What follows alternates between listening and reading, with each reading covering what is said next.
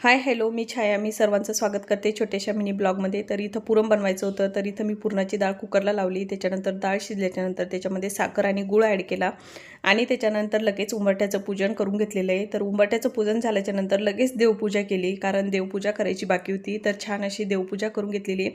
आज वटपौर्णिमा, तर इथं मी वटपौर्णिमेची पूर्ण थाळी असते ना, तर ती काढून घेतलेली आहे. त्याच्यामुळे पूर्ण साहित्य काढून घेतलं, राहिलेला स्वयंपाक परत बनवला. त्याच्यानंतर छान रेडी झाले आणि इथं मग देवाला नैवेद्य दाखवायचा होता. तर देवाच्या नैवेद्यासाठी इथं ताट तयार करून घेतलेलं आहे.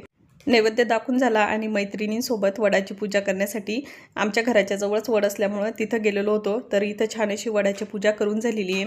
तर नवऱ्याच्या दीर्घायुष्यासाठी, नवऱ्याचं आयुष्य वाढवण्यासाठी असे हे 7 फेरे मारले जातात. तोच नवरा परत मिळण्यासाठी हे 7 फेरे मारले जातात. असे 7 फेरे मारून झाले. एकमेकींना हळदी कुंकू लावलं. सगळ्या जणींच्या ओट्या भरून झाल्या. तुम्हा सगळ्यांना माझ्याकडून वटपौर्णिमेच्या खूप खूप शुभेच्छा. बाय.